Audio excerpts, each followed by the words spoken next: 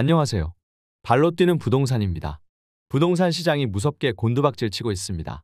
전국 아파트값 하락폭이 통계 조사 이후 연일 최고치를 경신하고 있는데요. 특히 지난해 2030 세대 영끌 수요가 몰려 집값이 크게 올랐던 노원구 아파트가 미친 듯이 떨어지고 있습니다. 오늘은 한 번에 4억 4천만 원 하락한 노원구 아파트를 다녀왔습니다. 바로 이곳입니다. 노원구 중계동 상하 아파트인데요. 경남 롯데와 함께 1890가구를 형성하고 있는 대단지 아파트입니다. 1989년 입주했고 전용 면적은 50제곱미터부터 129제곱미터까지 소형과 대형이 함께 있습니다. 여기가 작년 7월 전용 면적 114제곱미터 10층이 11억 9천만 원에 거래가 됐었습니다. 그런데 이후 거래가 없다가 올해 10월 4층이 7억 5천만 원에 팔렸습니다. 한 번에 4억 4천만 원, 37% 떨어진 겁니다. 이 아파트 전용 84제곱미터는 올해 6월 8억 7천만 원에 거래됐는데요. 이보다 더 큰 평수인 114제곱미터가 1억 2천만 원 더 낮아진 겁니다. 물론 전국 곳곳에서 4억에서 5억 원씩 하락한 단지들이 나오고 있습니다. 하지만 지난해 영끌 수요가 몰렸고 집값이 다른 지역보다 상대적으로 저렴한 편에 속하는 노원구 아파트값이 4, 5억씩 떨어진 것은 또 다른 느낌입니다. 노원구는 지난해 서울에서 집값 상승률 1위를 기록했던 곳입니다. 2030 세대의 영끌족들의 매수가 집중되면서 가격이 급등했습니다. 산이 높으면 골도 깊다는 말처럼 올해는 하락률 1위 지역으로 반전됐습니다. 작년에 큰 빚을 내 고점에 집을 산 영끌족들은 고금리와 집값 하락이란 이중고에 시달리고 있습니다. 집값이 4억 4천만 원 하락한 상하 아파트의 경우도 코로나 이전인 2018년에는 집값이 6억 원 정도였는데요.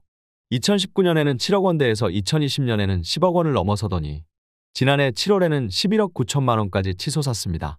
그러나 다시 이번에 7억 5천만 원에 팔리면서 2019년 수준으로 돌아갔습니다. 전세가도 빨간불입니다. 상하 아파트 114제곱미터는 지난해 8월 7억 2,500만 원에 거래가 됐었는데요. 올해 9월에는 1억 7,500만 원 떨어진 5억 5천만 원에 계약됐습니다. 무섭게 오르던 집값이 곤두박질 친 이유는 무엇일까요? 노원구 내에서 입지 여건이 떨어져서였을까요? 전혀 아닙니다. 이 아파트는 지하철 하계역이 걸어서 7분 정도에 있는 역세권 아파트이고 단지 바로 건너편에 중평초와 중평중학교가 있습니다. 단지 앞에 건영백화점 상권이 형성돼 있고 중계근린공원도 걸어서 이용할 수 있습니다. 또 중계동 학원가는 단지에서 직선으로 약 1.5km에 위치해 있습니다. 재건축도 추진하고 있습니다. 예비안전진단을 통과했고 정밀안전진단 신청 비용을 모금하고 있습니다. 단순히 중계동 내에서 입지가 떨어지는 단지라서 급매로 팔린 게 아니라는 겁니다. 노원구 월계동 월계센트럴 아이파크 84제곱미터도 지난달 7억 5천만 원에 거래됐는데요. 최고가 12억 5천만 원 대비 5억 원 폭락했습니다. 한국부동산원에 따르면 노원구 전체 평균 아파트값은 지난해 8월 7억 504만 원으로 7억 원을 돌파한 이후 12월에는 7억 2,391만 원으로 최고점을 찍었습니다. 하지만 금리 인상에 집값이 하락 전환되면서 올해 9월에는 6억 9,820만 원을 기록했습니다. 13개월 만에 6억 원대로 주저앉은 것입니다. 노원구는 2030 세대 영끌 투자자가 대거 몰리며 지난해까지 가격이 급등했던 지역입니다. 노원구 아파트의 2030 세대 매입 비중은 2020년 38.6%로 높아진 뒤 지난해 49.3%까지 치솟았습니다. 이 때문에 가파른 집값 상승에 놀라 내 집 마련에 나선 2030 세대가 이번 집값 하락으로 직격탄을 맞고 있는 상황입니다. 집값 상승 막차에 무리하게 대출을 받아 올라탄 젊은 층의 부담이 커지고 있는데요.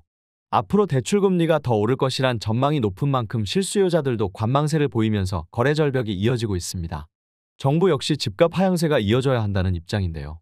다만 경착륙은 막겠다는 의지를 강조하고 있습니다. 이에 따라 규제 완화 방안을 속속 내놓고 있고요.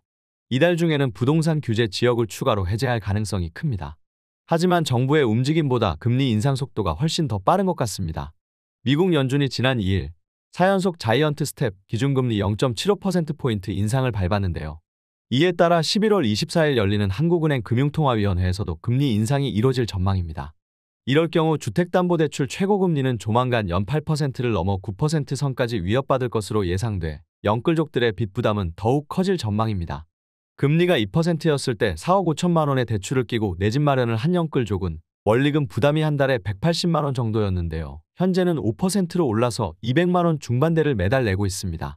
집값은 수억 원 떨어졌는데 월급의 대부분을 은행 이자로 내면서 소비 자체를 못해 집에서 라면만 먹고 있다는 하소연도 들리고 있습니다.